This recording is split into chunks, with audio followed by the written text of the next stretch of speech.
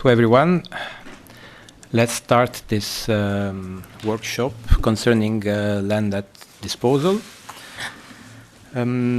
Just a brief introduction from our side. I'm Davide Turchi from H4.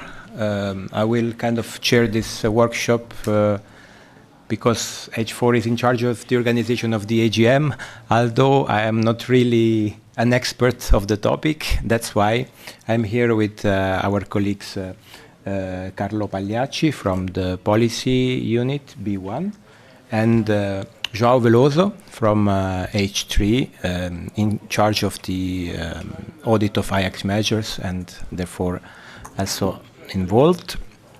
And we will start with a contribution from our side, from colleagues from the Policy Unit, and then we have a kind contribution from Denmark and the Italian authorities, and afterwards we'll open a debate. So I will not lose any time and leave the floor to my colleague Carlo for this first presentation. Thank you, Davide. So I'm not Jessica, as indicated in the slide. She has a small problem, so she will come later. I'm Carlo Pagliacci from Unit Agri B1, so Economic Sustainability. We are in charge of Article 4 in general, so all the definitions. And this requirement of having the land at disposal is part of the definition of eligible hectare. It is not new. It is it existed also in the past, but with the time it has been clarified what is the scope of this requirement.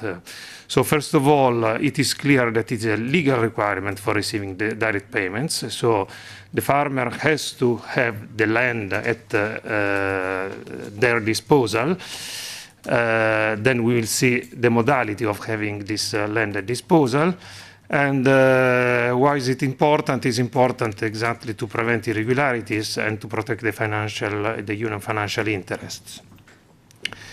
So what is the legal framework of this requirement? First of all, as I was saying before, is Article 4, in particular paragraph 4, which is the definition of eligible hectare of the regulation on the strategic plans. So before it existed already, as I said, and this it was in Regulation 1307 under Article 33, 1 and 36.5 for what concern the SAPS system, the SAPS countries. And it was in particular regulated also by Article 15 of 15.2 of Regulation 639/2013, which was about double claims. So in that case, in case of double claims, to decide who was, which of the farmers, of the 2 or 3 or 4 farmers having declared the same plot of land, it said that is the one who is taking the financial risk and the actual management of the land. And even in the previous regulation, 73/2009, it existed already this concept. Now it is also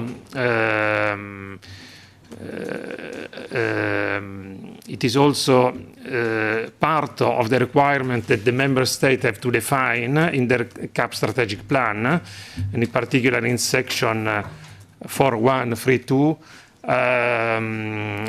which lays down, which is where the member states have to indicate the criteria to ensure that the land is actually the disposal of the farmer.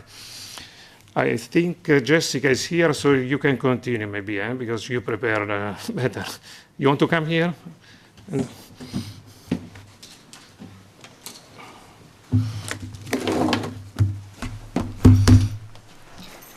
So we pass to the next slide. Yeah, so good morning, everybody. Apologies for this delay. As Carlo already mentioned, this presentation is about the requirement of land at disposal. So, first of all, in the legal framework that Carlo just mentioned, in particular referring to Article 4 of the current regulation, we don't have a definition of land at disposal as such. Therefore, the Court of Justice provided us with a very clear case law. In particular, we refer to the ruling Lamberlin, based on which the Commission provided Member States with the guidance document. This guidance document was produced in summer 2021.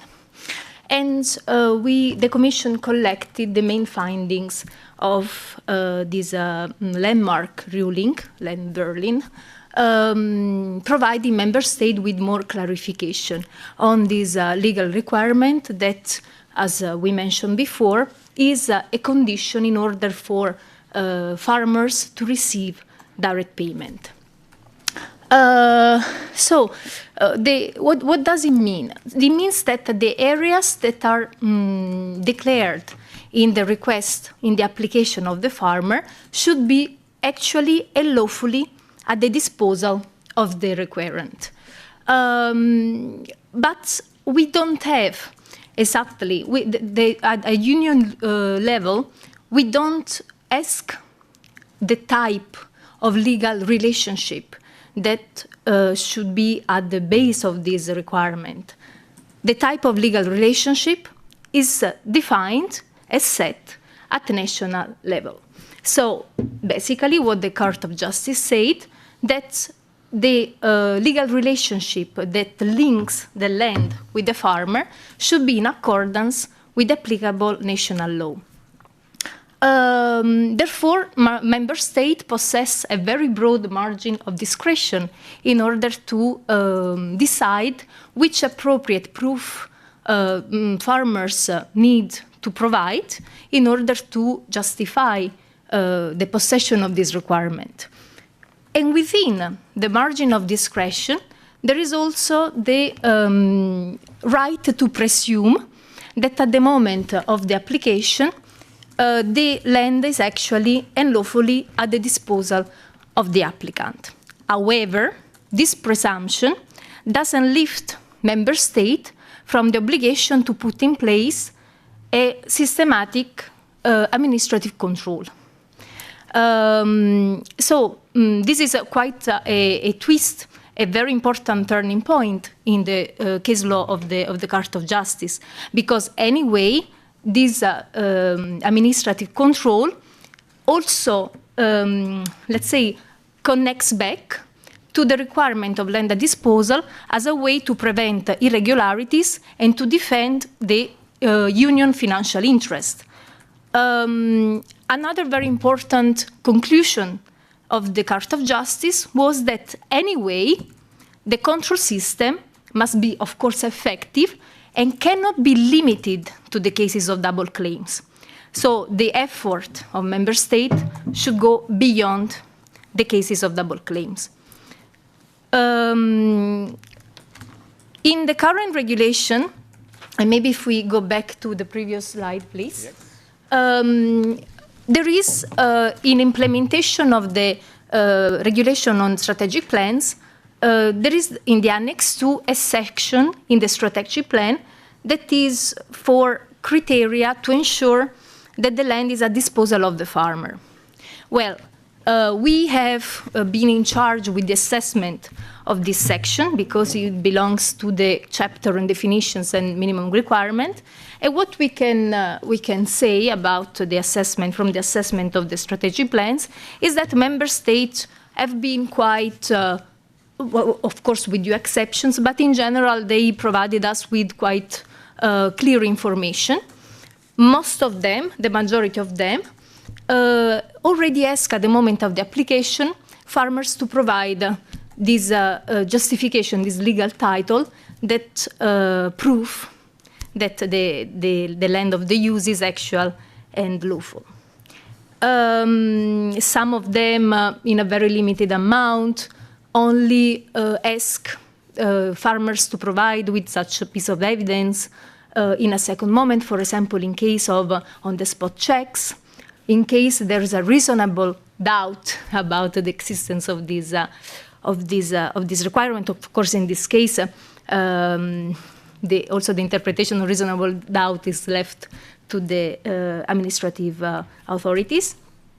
But in general, I can say that we've been quite satisfied with what member state provided us during the making of the strategic plans, in particular the section that I'm talking about. So this was a little bit the overview from the legal framework, but also the, of course, the case law for which the Carta of Justice provided us, of course, a very important guidance to interpret the requirement of the land at disposal. And of course, if you have any question, don't hesitate to ask us.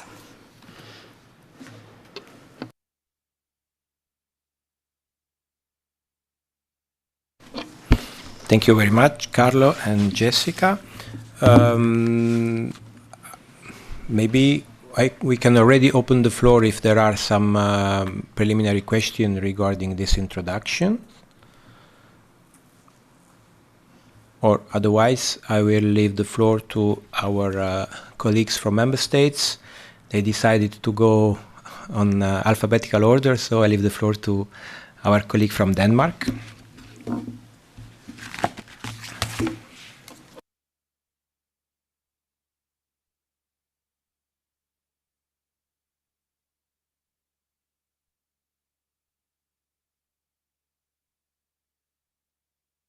It's better because the workshop is also streamed. Okay. Here in the fourth slide of the Commission, I read that the presumption that the land is at the disposal of the farmer is balanced by the obligation to carry out systematic administrative controls on the eligibility to access the aids, not on all legal titles to the land, right? As I mentioned, the existence of the legal title, actually, this, if we go back in time, we can go back to Pontini ruling. Yeah, we can go back to Pontini ruling, and in that ruling, the Court of Justice already clarified that member states have the right to request a legal title. However, the legal title doesn't per se represent an eligibility condition, because eligibility condition already back at the days, now with the SPR, of course, the structure changed, but that was already established at European Union level. So within this margin of discretion that is left up to member states, they can presume, as I said, that the land is actually and lawfully at the disposal of the applicant. But anyway, they have to have an effective system of controls. And of course, the system of controls concerns the existence of this eligibility condition, like all the other eligibility conditions. Then it's up to member state whether which kind of legal title the farmers need to show in order to justify that the land is at the disposal. So on this, it's total leeway of member states. Yeah, I thought that it was important to underline that there still is not an eligibility condition so far. The title itself. Well, the title itself is not established at European Union level. That is established at national level. The requirement is that the relationship between the farmer and the land is lawful and actual. The legal title is up to member state to decide.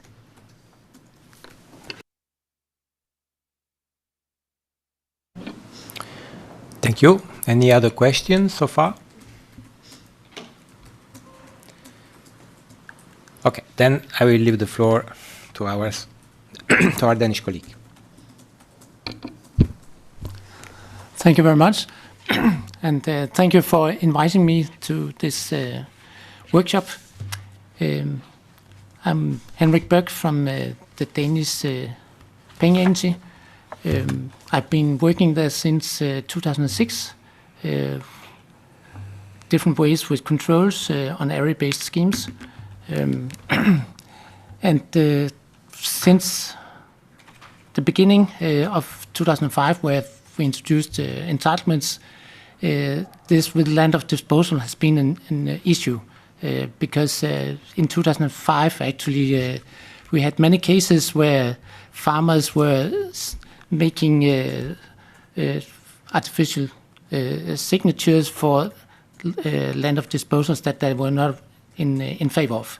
We had several cases at that time for the first year. After that, it became very little until recently. During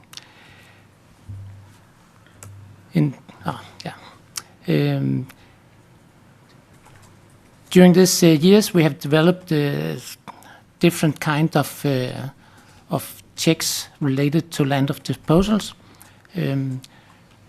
The most efficient one is the automatic check for overlaps, which we got in place in 2015 with the geospatial application, 8 application. We had a zero tolerance, so there was no square meters of double claim in our system. It was very efficient and cost efficient for our administration. And I think also the farmers accepted that we just cut away if they were the last one. We had a tolerance of 1,000 square meters.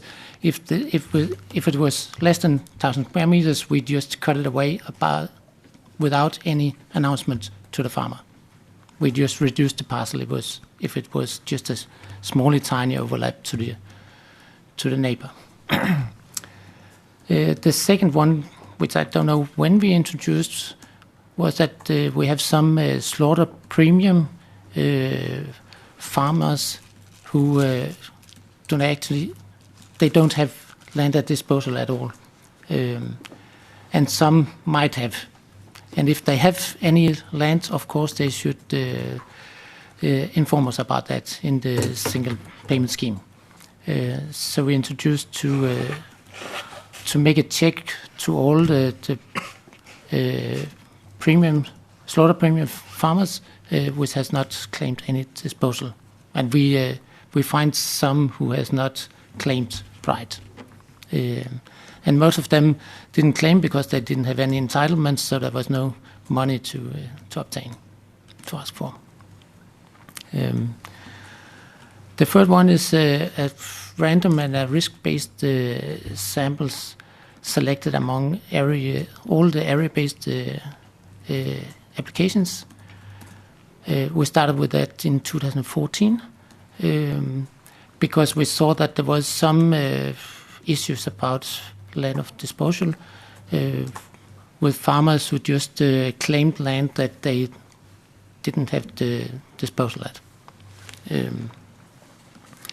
And I will tell a bit more about that. Then finally in 2021 we started up with the control for circumvention, which we of course should have started with in 2015, but that's a long story. Yes, I think I will take the next slide. In Denmark, we select 1% for a kind of administrative controls, which is approximately 400 controls per year for the control of land of disposal. And it's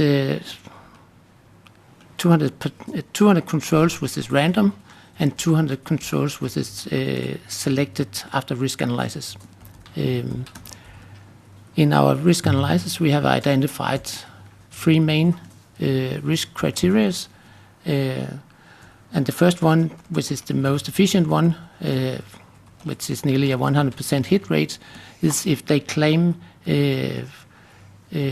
land which is which has a public ownership. And we can see that from our cadastral system that if they are just trying to claim areas which is a public area, then we can very easily find it by use of GIS analysis. So we perform such GIS analysis this time of the year. A few days ago we selected for this year, and it's yeah. Oh, what? Sure. No, just yeah, perfect. The next one is if they for the first time declare an area minimum 0.5 hectares. We have figured out that some of them just try to grab the land and to claim it, even though it's not at that disposal. And we also, at the beginning at least, we identified that some of the farmers who is only declaring leased areas might be one of those farmers who is not really farmers at all, but just get in touch with entitlements, and then they just try to claim some areas which they didn't have any disposal at. If we look at the results from last year, 2023, we can see that there is a efficiency of the risk analysis. We can double up the areas that the error rate, and it's not that significant high, but I think also it's too high. In our procedure, we send a letter, and if they don't reply to the letter, we do not pay. So we are rather tough on this. And my impression is that some farmers do not understand this, so they do not react in time, and then we just cut it away. And I think it's overestimated, this error rate. But anyhow, there's a difference between the random and the risk, so I think there is something in it. It's something that happens in Denmark from time to time.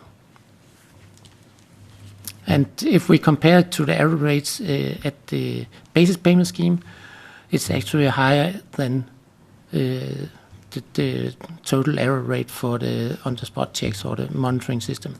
It's below 0.2 for this, so it has some significance. Yeah. Since 2021, we started to look at the circumvention, and especially related to Young Farmer Scheme. In Denmark, we have liberalized our legislation for companies, establishing companies, and the farmers has been growing radically to very large farms. We have now only 7,000 full-time farmers in Denmark for the whole country. Many of them have complex ownerships, like this one you see here. This is a true case of circumvention, where the son and the daughter applied for Young Farmer Scheme for years, until we got a new system to identify such cases or potential cases. And if you look at this, there's actually the father in the middle, who is the real true farmer. He has 2 farms, a cattle farm and a farm for crops and grassland. He has split the farm into 2. And then just to obtain the possibility to apply for the Young Farmer Scheme, he also split it into 2 artificial new companies in 2019 or something, around the 90 hectares, which is the maximum area for applying for the Young Farmer Scheme.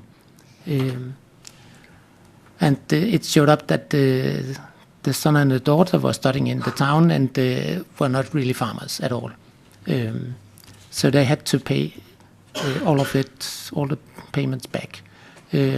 It also showed that this farmer, the son and the daughter, was not the ones who had the land of disposal rights.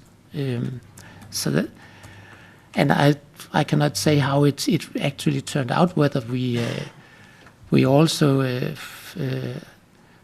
made a reimbursement on the basic payment scheme and the other schemes, but it was a discussion whether we should do that or not.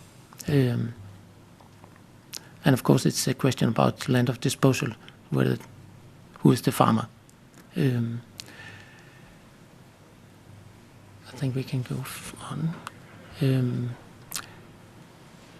To identify such complex structures, we created a IT system which were able to show these relationships between owners and companies and related companies.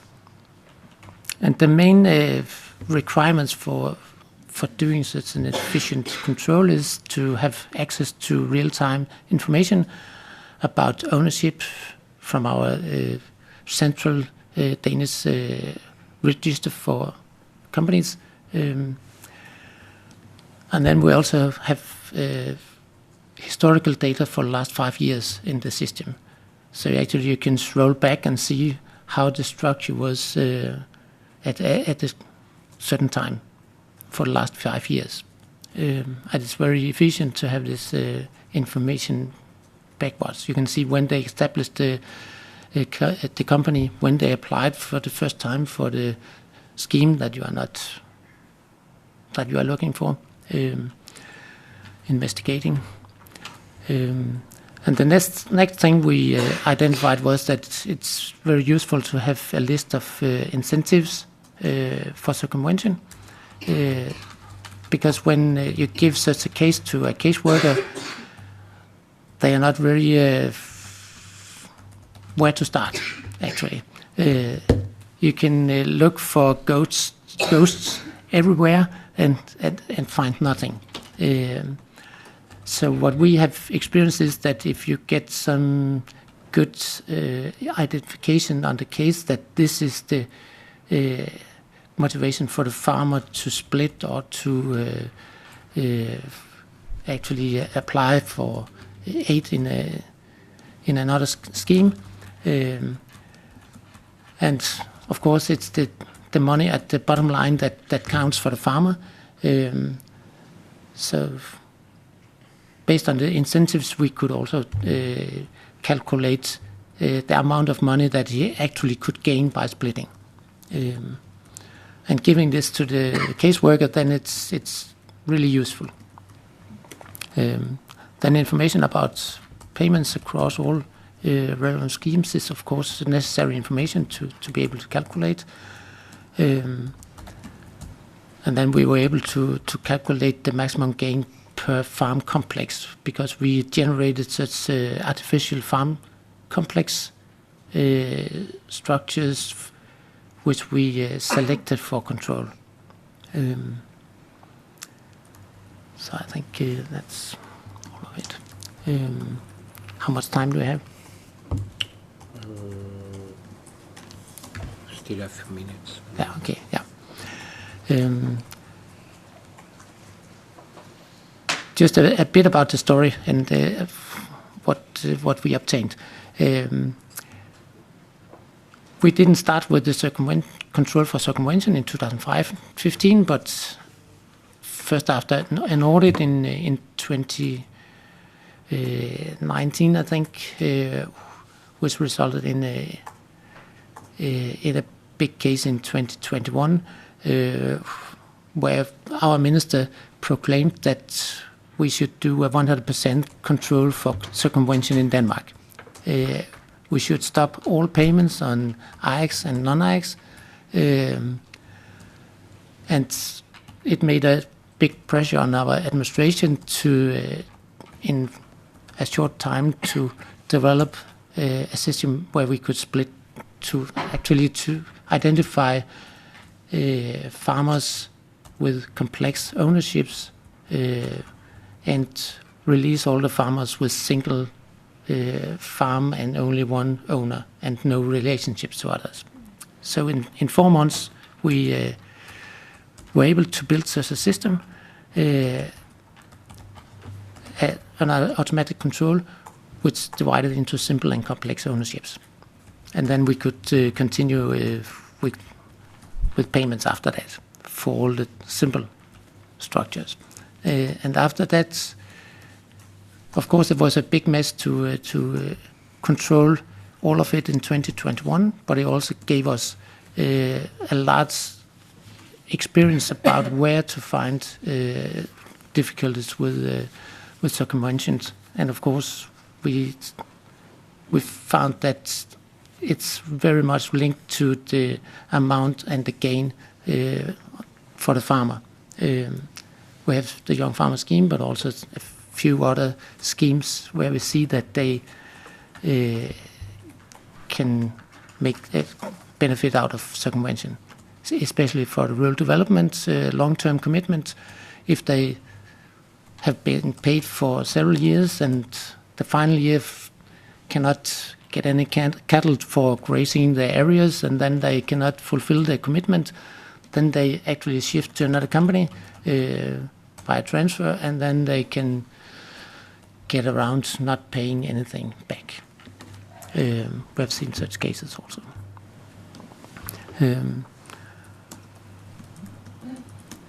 In 2022, we made a risk-based model because it was too much to do a 100% control. And based on all the experiences we got from 2021, we have now a very, after my opinion,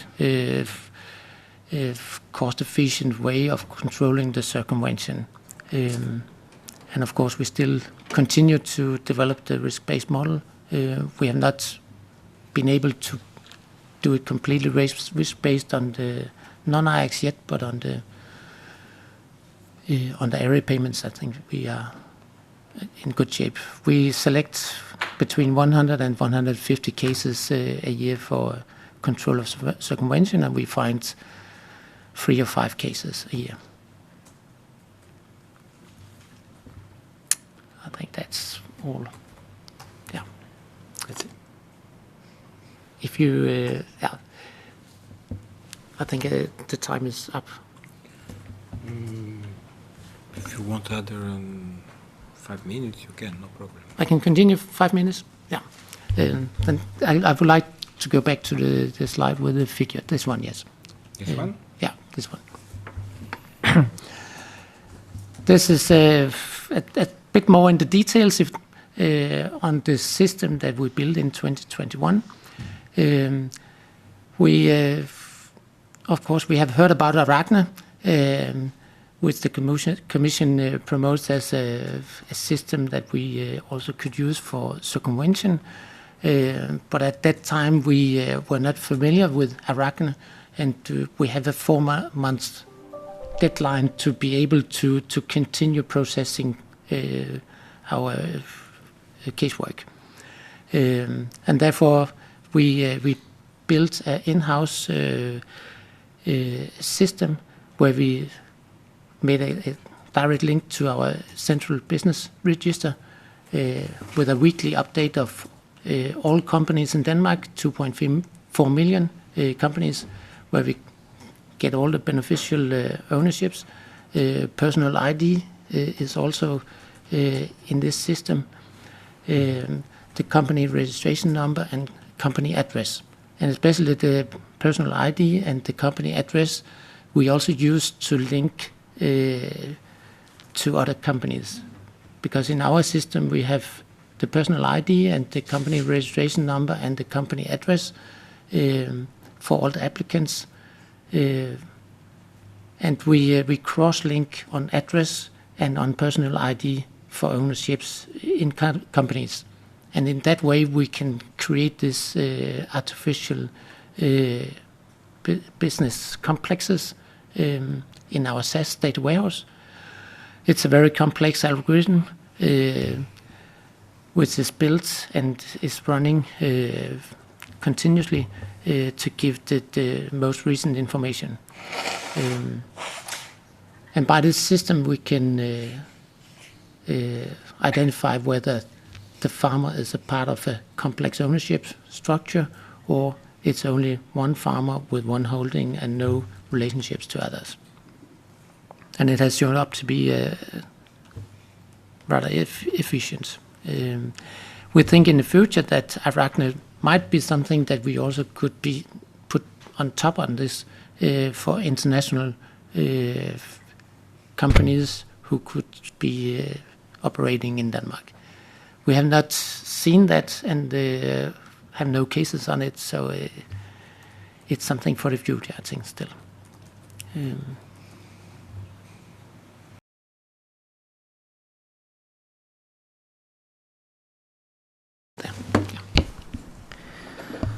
Thank you very much. I keep calling you our Danish colleague because I don't know your name, but Henrik. Thank you very much. And I don't know, maybe we can move to the next presentation and then open the floor afterwards. Maybe better to keep time at the end for questions. What do you think? Okay. Then, and if necessary, we can go further into the risk-based model and into the more detailed part of it. But I think for now, it's okay. Then let's give the floor to the Italian colleague, and then we'll see if we have time. With pleasure. Then I will leave the floor to the Italian coordinating body.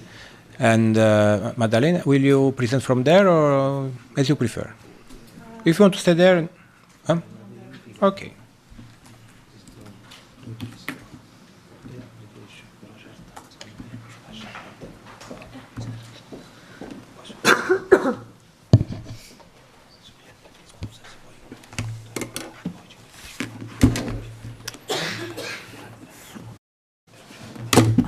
Okay, so I'm Maddalena Gherardi, and together with Mr. Rastelli, I'm the contact person here in Brussels for AGEA Coordinating Body and AGEA Paying Agency.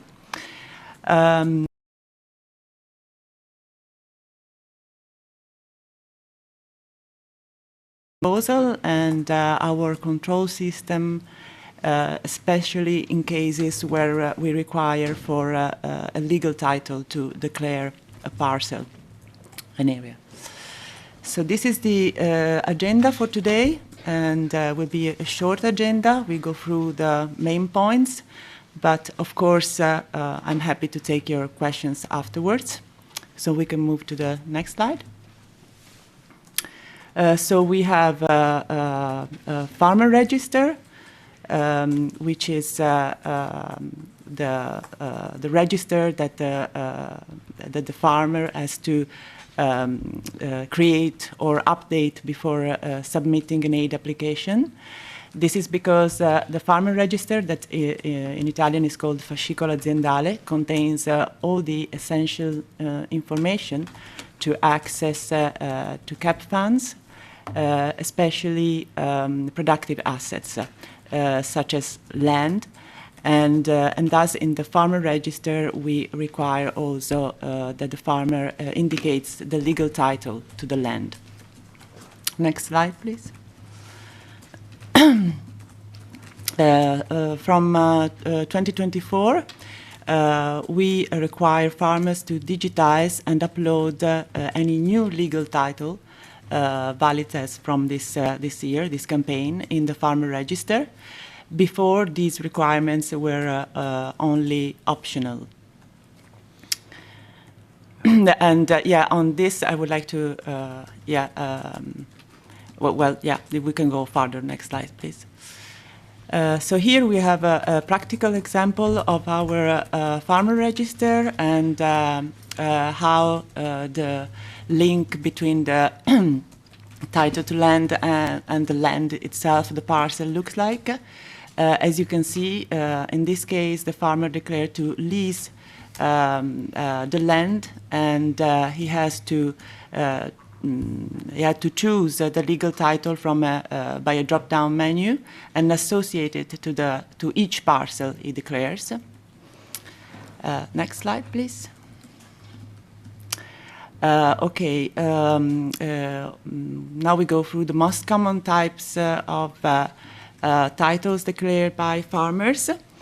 Ownership, of course, lease and loan contract, and land subject to civic uses means land that is available for the benefit of a specific community, and grant of state-owned land.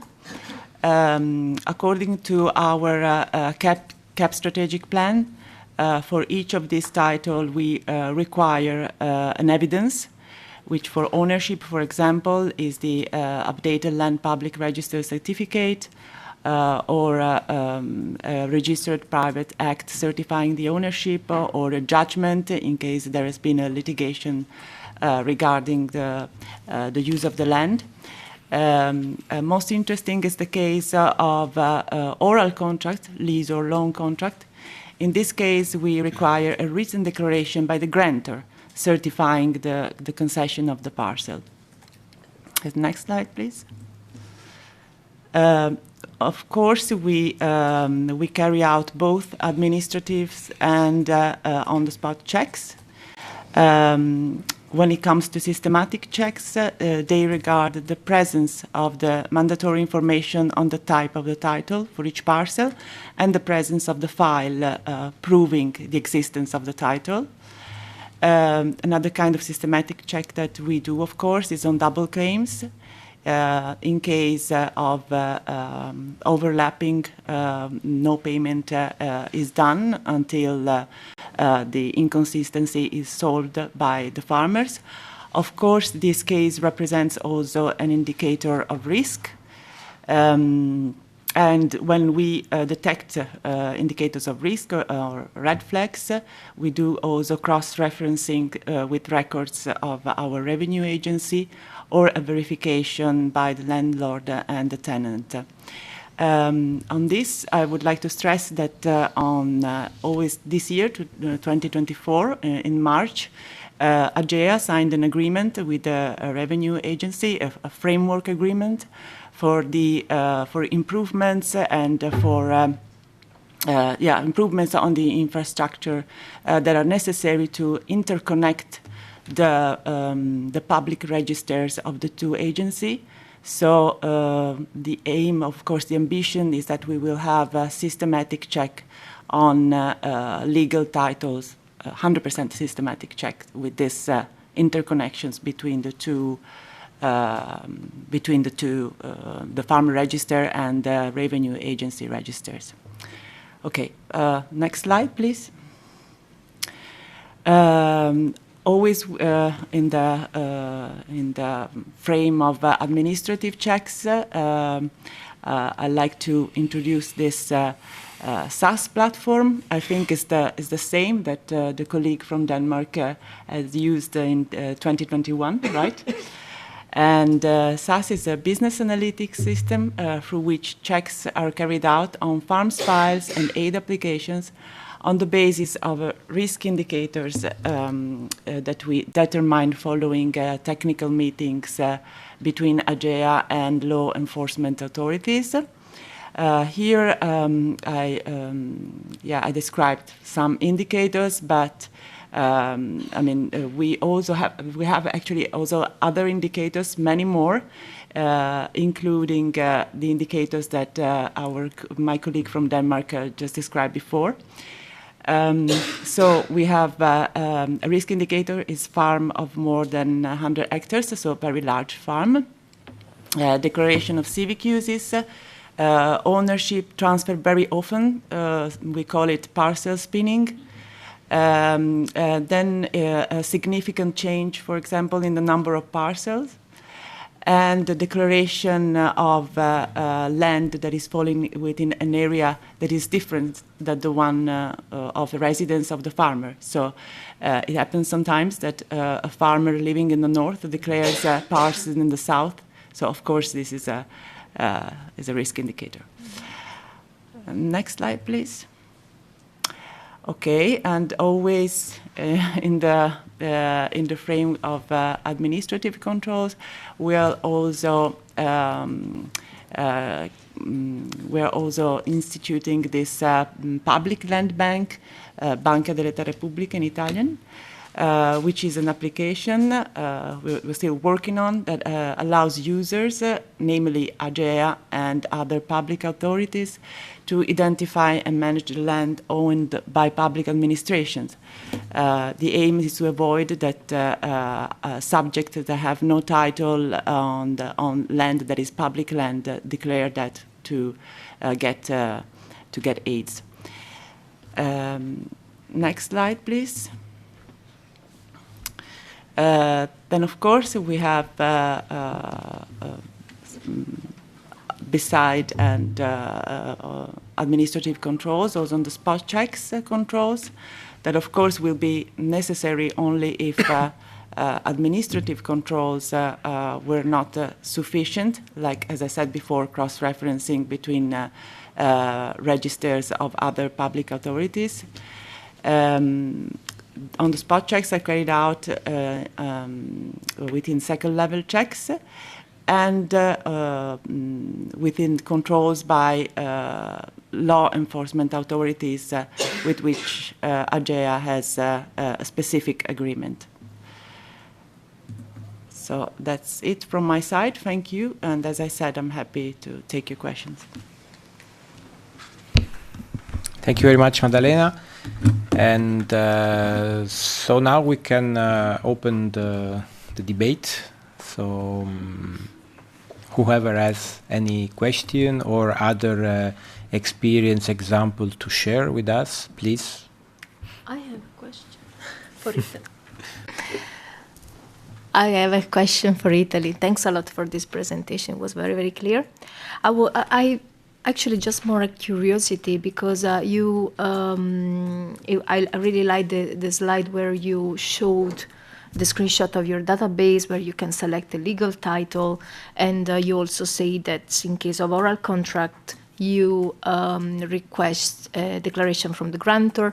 I was just wondering, is there a typology of legal title that alerts the attention of the administration and triggers more controls because it could be more risky for circumvention, for example?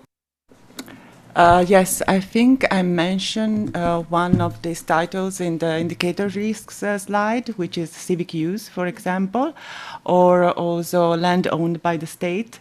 So this is an indicator of risk that is also, that matches also the one that Denmark was describing. So that's, for example, a kind of title that represents a risk indicator.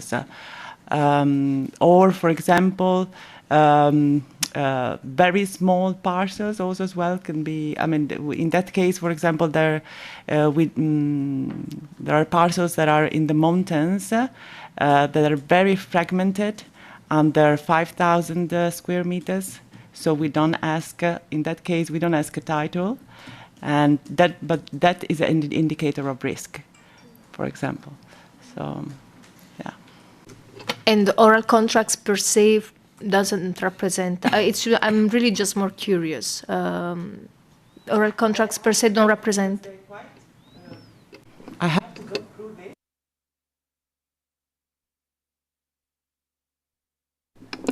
I have all the risk indicators, but there are many. So I just check and I come back to you. Okay.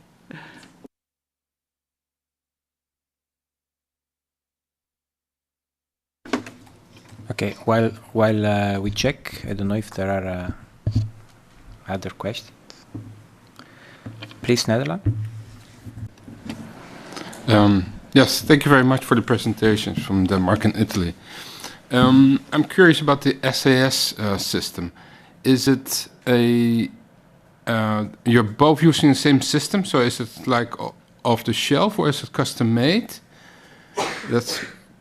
And I'm also wondering if it's any part of AI also included. Is it a self-learning database? try to answer. In Denmark, it's very tailored homemade system. In Denmark, we had in 2017 a case in the fisheries with some artificial strawman activities because of quota concentration rule, that you could not have more than the control of more than 10% of the fisheries in a certain area. And for that purpose, they built a system in the Fisheries Directorate, and the person who built this system, we hired to build our own system. It is so complex that nobody in the agency actually is fully in control of this. So it's not at all something from the shelf. But it's very condensed data, and it's running without any difficulties. But when they change the company business registration system, I think we get in trouble. We have to invest some money again. Yeah. And there's no artificial self-learning AI included. We have on top of this SIS built system another algorithm in SQL who is doing another work by calculating all the amounts of money per complex and so on. Yeah, I can confirm that also in Italy is a tailor-made system. We don't use artificial intelligence for the moment. And the company that gives this software, let's say it's a commercial company, it's a multinational American company.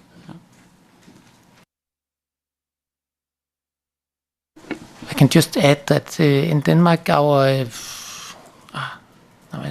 it's another agency for the business who is the owner of this business registration system. They have built a huge database, a graph database, and actually introduced more than 30 different artificial intelligence models, self-learning, where we in the future think we have to be connected with them. Because they are doing it for our taxation offices and use it for that kind of identifying criminals of different types. And we think we also need to get in touch with them and make an agreement with them for the future.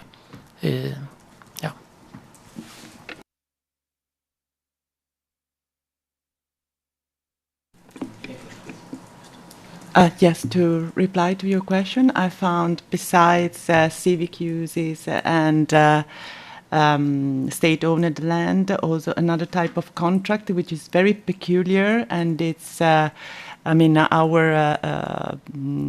national law provided for this kind of allows this kind of contract also in specific cases and also in the fields of agriculture, and it's called comparticipation contract. Now is, it's quite difficult to explain. It's a very detailed distribution of tasks between the owner and the users, but we found out there was a case of fraud in which we found out that this kind of contract was used to for grazing, but instead there was no grazing on the land, and so now it's forbidden. But still, since we are also conducting these inquiries on the past, on the previous year's declarations, when we see that there has been this kind of contract, we consider that risk indicator.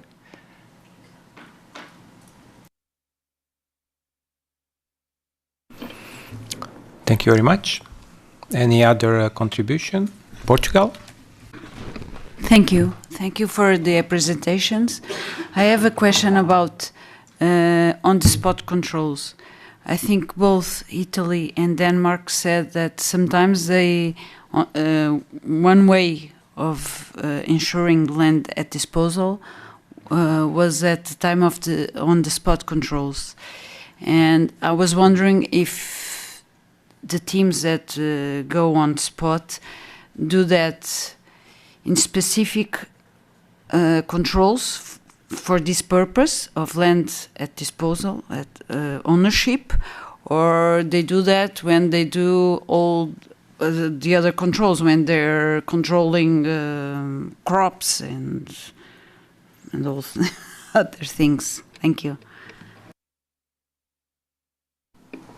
Well, it could be both, in the sense that if we have risk indicators about a legal title, then of course we will do administrative and on-the-spot controls about that aspect. But when it comes to second-level checks, for example, we check all the proceeding, and within that check there are also legal titles, so it's not specific in that case.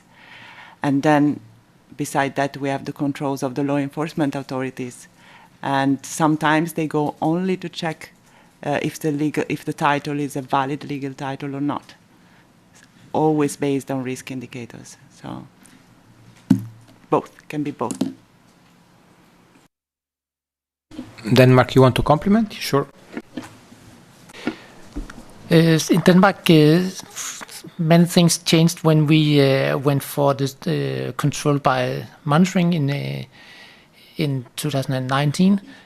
Up to then, we had this 5% on spot checks, but after that, many farmers were not visited at all. We only had the checks by monitoring on 30% or 40% of the farmers, and after that, we needed to change from relying very much on the spot checks to do it more administrative, and therefore we increased also the number of checks for land of disposal. I think it was doubled from 200 to 400 at that time.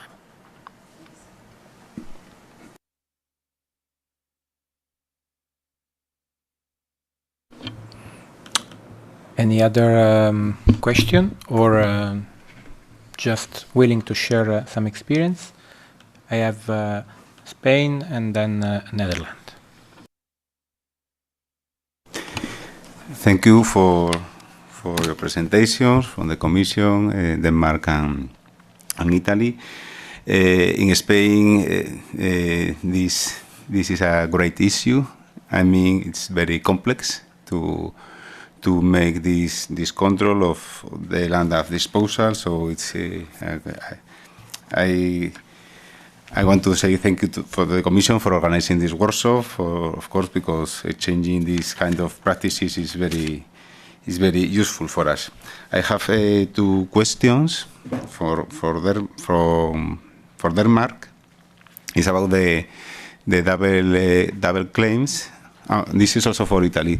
The question is if during the claiming period, I mean with the preliminary checks, you send warnings to the farmers if they have a double declaration, and in that case if they can amend their declaration or not, or they do perform any extra checks. Another question for Denmark, when they talk about the couple slaughter premium, this risk is about because I didn't understand very well. This risk is related with the obligation of declaring the whole holding or not? These are my 2 questions. If I can take this when the slaughter premium first, it's an obligation for the farmer to declare all land, because it's a part of our cross-check system. If we we have seen that some farmers has not claimed the land for years, and certainly they find out that the neighbor is claiming aid on the land, and then they react and write to us and say, how can it be that my neighbor has gotten paid for my land for years? And we know there's a specific risk for the slaughter premium producers, because they are very specialized. They only produce cattle, and they are not actually having land in large areas. They have small areas, maybe 2-5 hectares or something, and then a big slaughter premium production, and they don't care about the land. So we have seen that as a risk. And of course, it's a risk that others might declare this land. And the other one is for the pre-checks. We have an automatic pre-check system, but we do not ask for documentation for the farmers for titles or something, to my knowledge. Yes, we have this so-called telematic administrative procedure. So the farmer actually sees from the farmer's register that there is that portion of land is not eligible to payment because there's a problem of overlapping. Then he can solve this problem. We don't send any communication. He sees it in his farmer register. Then he can solve it, of course, and send us documentation. Or otherwise, if he doesn't react, we simply don't pay. And as I mentioned before, this represents anyway a risk indicator, so that can trigger a control, an administrative control on the validity of the title through cross-referencing with the revenue agency register, or on the spot control.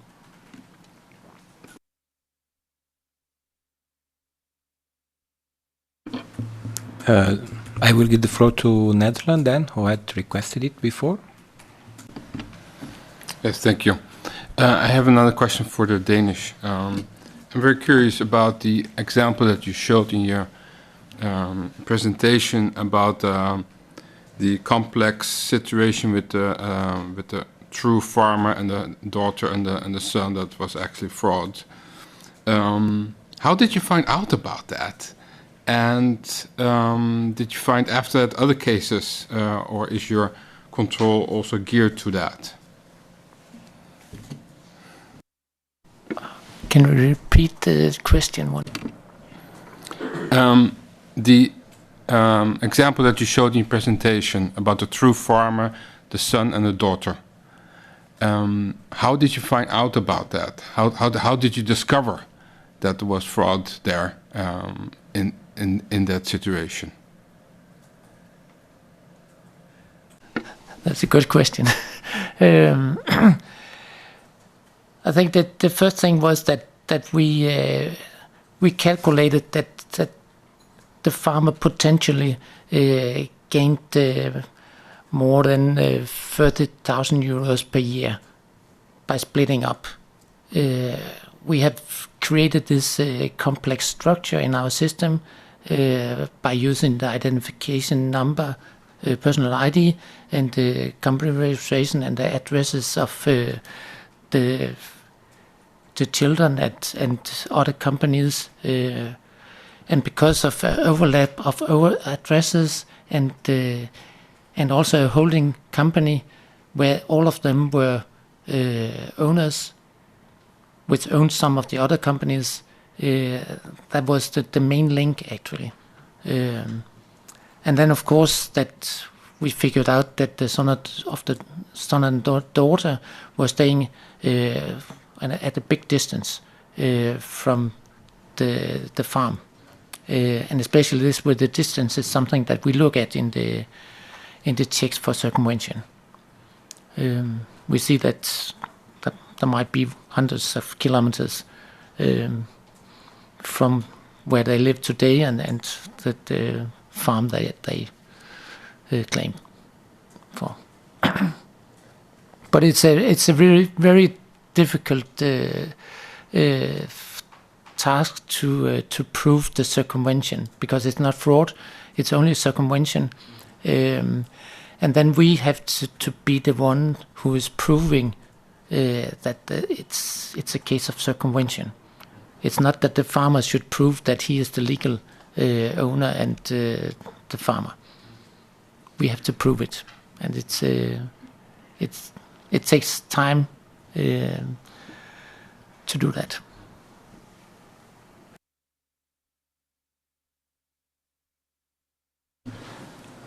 Austria, please.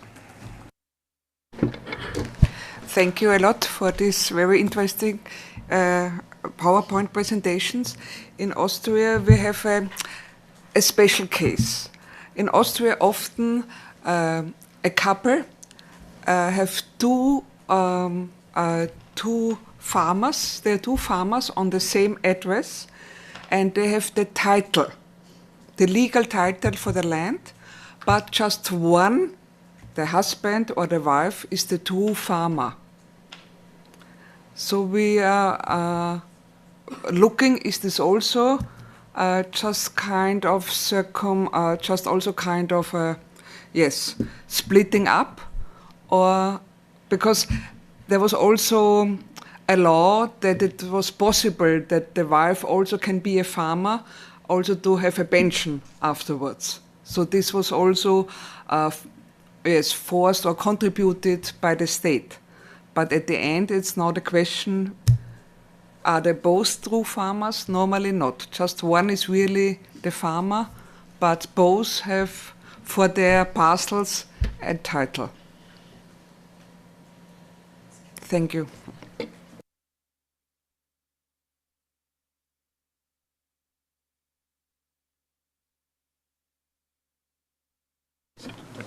Please, Denmark. Thanks. In Denmark, we also see this with the wife and husband, where they artificially split into two companies, or they change from the husband to the wife just to get rid of sanctions.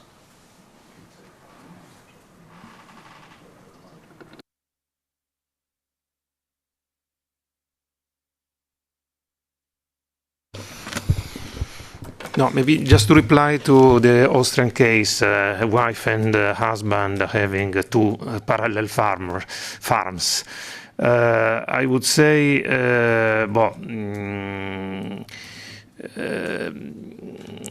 formally speaking, is all right, in the sense they declare the land. Now, the fact that maybe the wife is not doing the agricultural activity herself, but she maybe outsource the activity to her husband or whatever. In the regulation, there is nothing that obliges the farmer to make the activity himself or herself. So, in a way, I would say difficult to say that it is okay. It is a sort of circumvention, but I would not be too strict in this respect. I don't see any legal issue based on the regulation that would hamper to the wife to declare the land. Then in this case it becomes very complex to verify all this kind of situation, and in this respect, if I may add just a question for all the member states, exactly how much flexibility they use in the case that some requirements are not fully respected. I would say normally it's respected or not respected, but sometimes maybe I have a loan contract which expires in 10 years time. It expires in March, and maybe the farmer forgot that the contract is expiring. So he make the declaration in May, and he continued to declare the parcel. But this parcel is not anymore legally at his disposal because the contract expired. So do you use some flexibility to I mean, recover the situation and to regularize afterwards, or it's very strict and no, you don't have a legal title on the day of the declaration, of the last day of the declaration, and so it's out. Just to know how it works.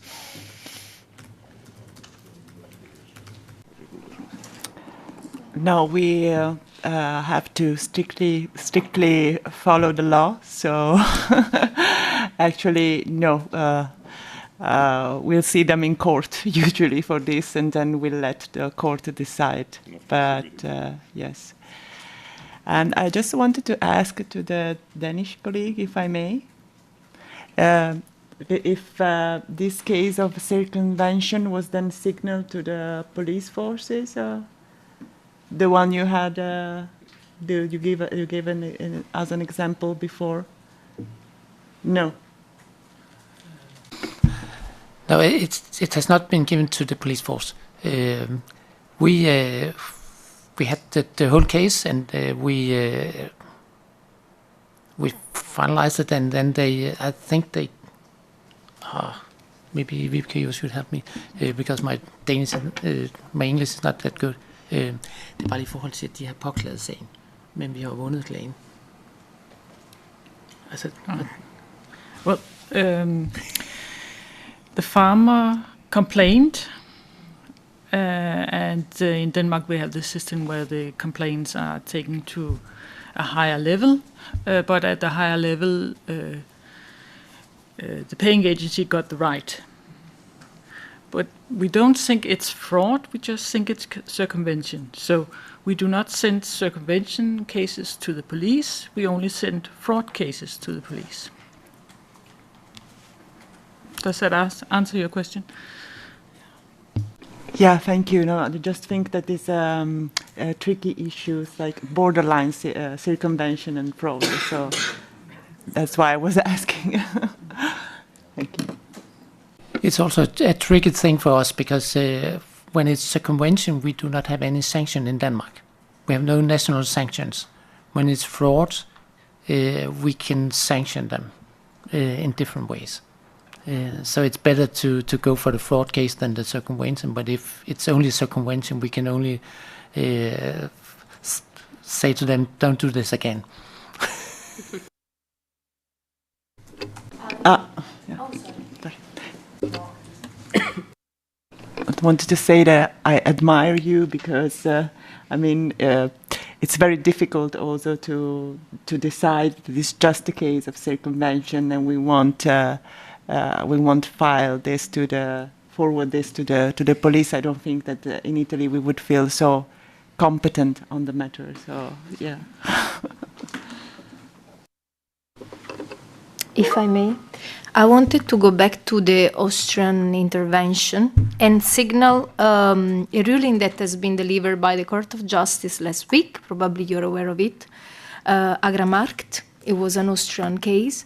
And I think from this ruling we can get some further guidance in the interpretation of land at disposal, but also when an agricultural land is managed by a farmer, because ultimately we also have to look at this, going back to your question, who's the manager of the holding. And the Court of Justice ruled that we have to look at two conditions. The first condition is whether the farmer is in a position to ensure that such land that is declared is actually used for an agricultural activity. And the second condition is whether he or she is in a position to ensure compliance with the substantive requirements relating to the exercise of those agricultural activities. So I think the guidance from the Court of Justice is really to look at the management of the holding based on these two criteria, if that can give you further elements.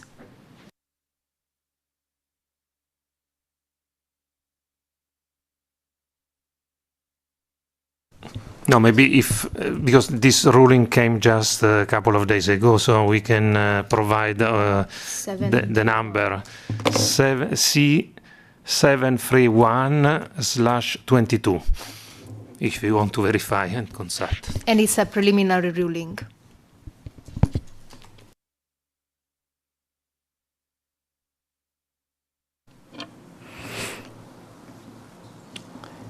Anyone else want to intervene?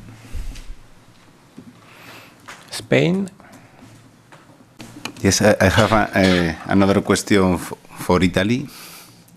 This is about the oral agreements, because in Spain we also have this kind of legal figure about the oral agreements. But in this case, we are having problems for the beneficiaries to provide us with a document. Because in some cases, maybe the owner has already died. We have this kind of oral agreements very, very old, maybe for 20 years, and maybe the original owner has died, and now the inheritance don't know anything about this agreement.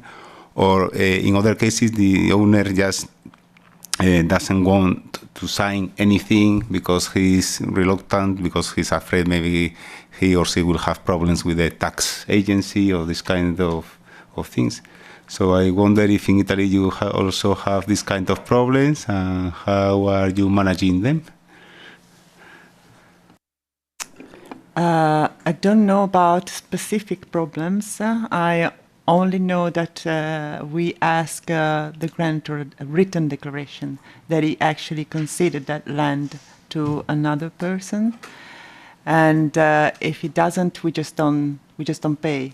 So yeah, most of the cases we solve in court these difficulties. Yeah.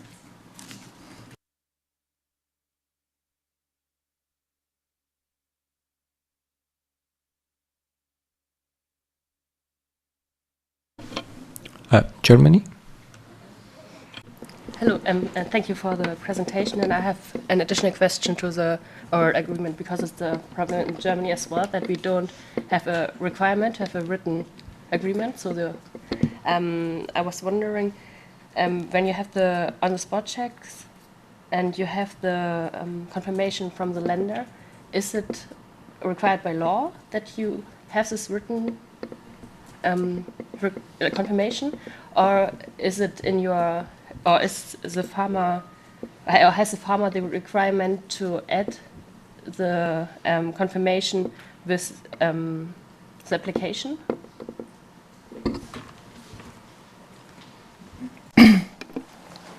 Is required by our CAP strategic plan, and then also from internal regulations of AGEA. But I mean, it's in the CAP strategic plan as provided because it's mandatory according to the regulation. So.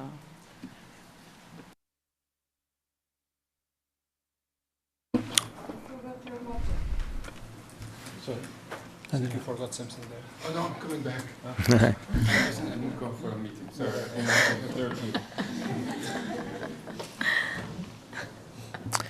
Anyone else wants to intervene? I can just add that in Denmark we only ask for any documentation for this control for land disposal on these 400 cases, if there is any tender there. It's not required in Denmark, and it's not an obligation to have written titles. Thank you very much. Germany, you have another question? Or okay. If there are no other questions so far, I can give the floor to my colleague João Veloso from H3, so the audit unit in charge of IAC measures, to have a short intervention. Hello, good morning. We are not going to discuss audit procedures for sure. It's not the scope of this meeting, but just to recall that the land disposal is part of our audits, of course. So they are part of the document of the list of potential serious deficiencies. So that foresees that the member states, they need to have a procedure in place that covers this issue, and that that procedure should work properly. This is mainly what we check when we go on audit. As my colleagues already referred, the member states, they have a big leeway to implement the system the way you decided. So, but yeah, my message was to pass that take in consideration the serious deficiencies that are listed in this document. And I have one more curiosity than really a question for both the presentations. They were very, very interesting presentations, and also the discussion was very nice to follow. And my doubt is more, not doubt, my curiosity, because you listed several red flags or risky criteria, like public areas, new areas, only leased areas, also Italy for the size of the holding or the transfers also, and the location if it's far away. Do you have any statistics where you find more an issue with the land of disposal in your risk factors, let's say?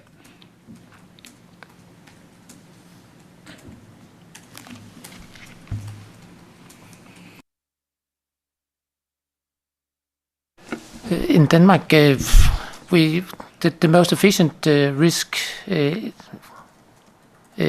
parameter is given by the GIS analysis, because we have so many information in GIS, and when we make overlap analysis between the applications and the other information we have, then we can, especially with the cadastral information, find farmers who try to apply for aid on public area, and that is the most efficient in Denmark. And then this with the tender, whether they have areas for lease or not, that's also significant.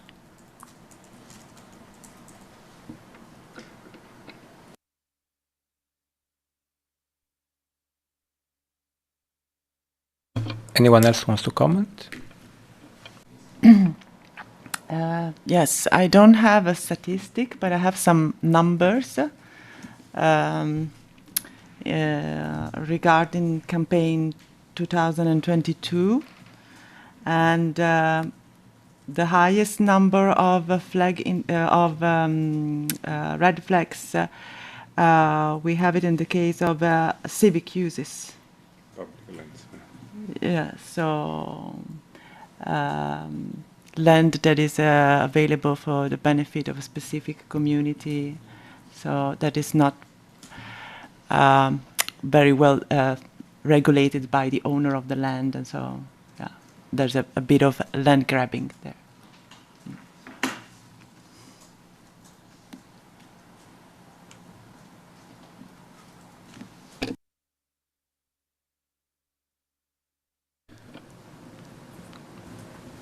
Is there any other contribution?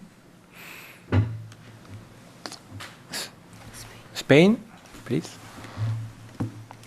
Yes, yes. I would like to share with you our experience also with these checks about the land at disposal.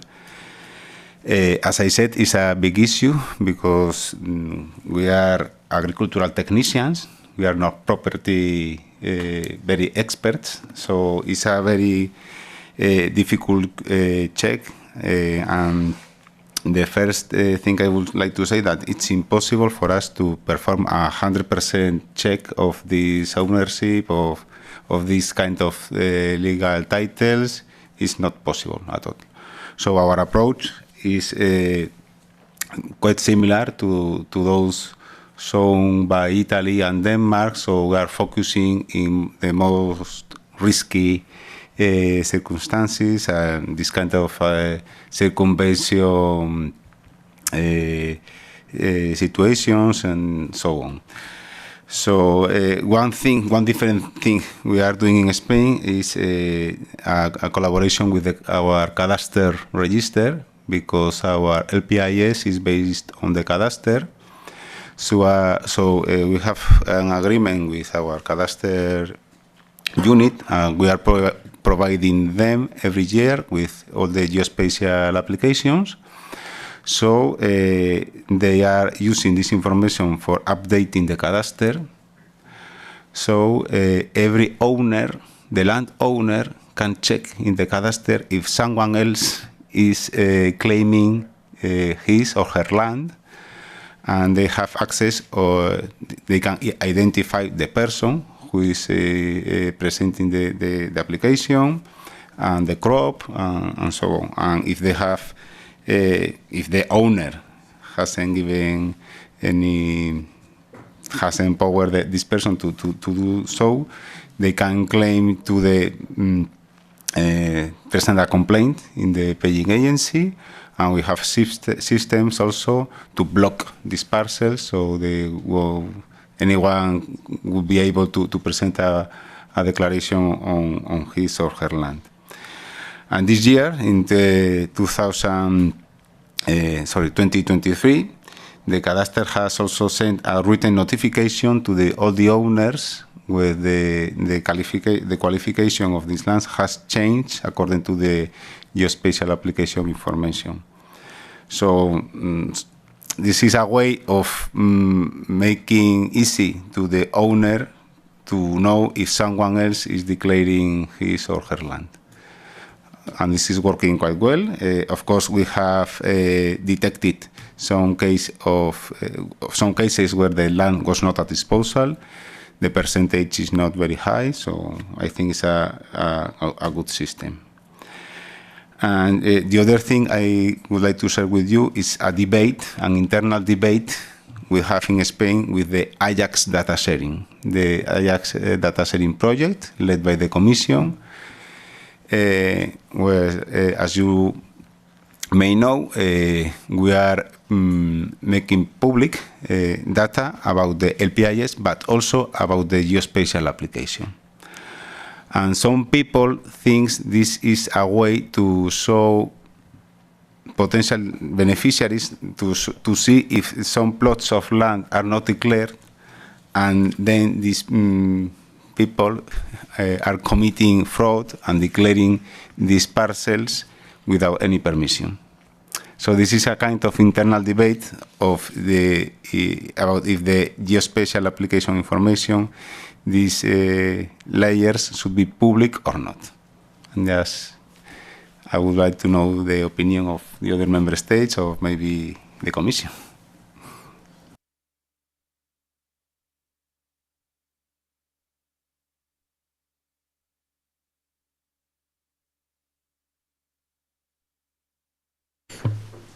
Now, maybe just a question on this. What is the advantage that you see in making this data public? Well, of course, there is a lot of advantages of making this data public, because for many companies, if you are a fertilizing company, for example, you have the data of where wheat, for example, is cultivated in Spain, in which areas. You can define your strategy, for example. So for private companies, it's a clear advantage to public this data. And this is a debate, but we have this project. This is led by the Commission, but Unit A4 of the GAGRI, and the legal interpretation of the Inspire Directive is that we must make this data public. So it's not only the Spanish opinion, but the European Commission opinion.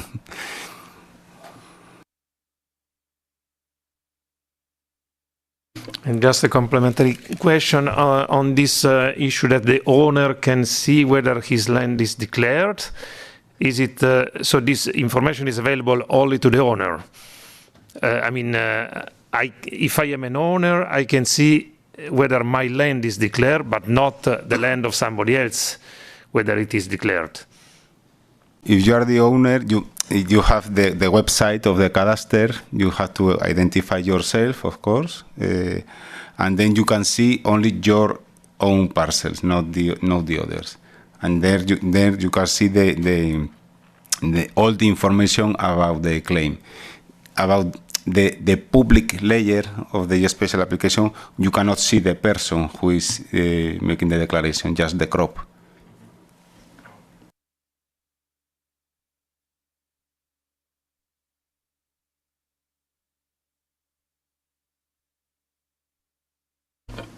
Denmark has a comment as well.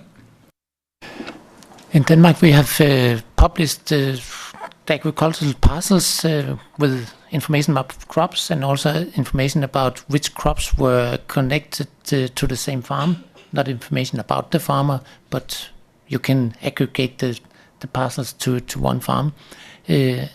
All this information has been available since 2015 in Denmark, I think. And of course, we also had this discussion about whether it was possibilities for farmers to search for areas not claimed.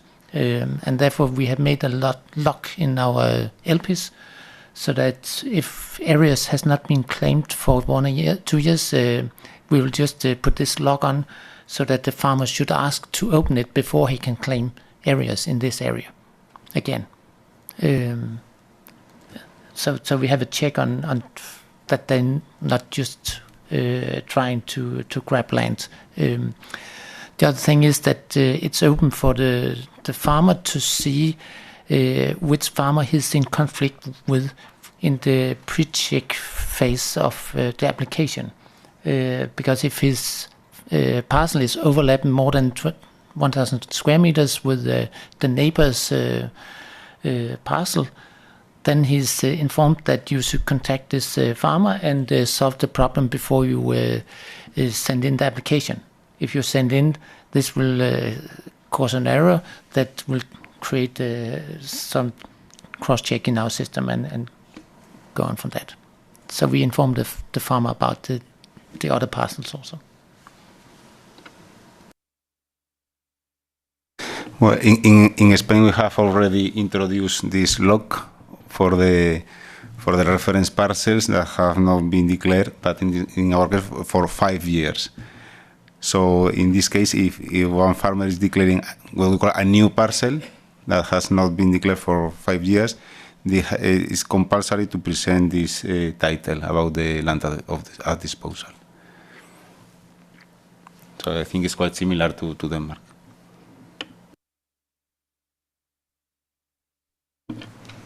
Portugal had requested the floor as well before. I don't know. It was not. It was a request.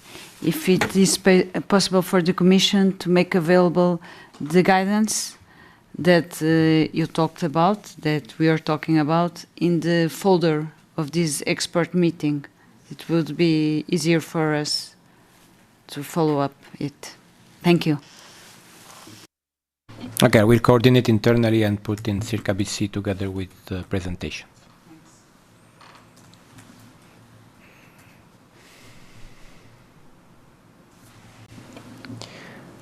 Is anyone else willing to contribute?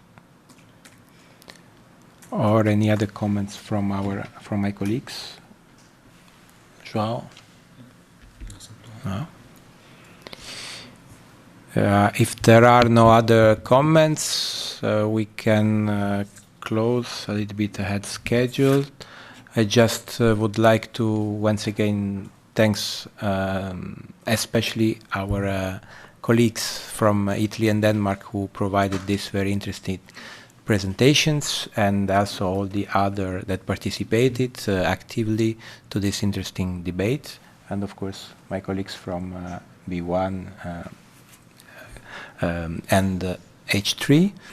And so if there are no other questions or comments, we can have a larger coffee break and then meet again in the plenary session, which will be in room, let me double check, it's 0D if I'm not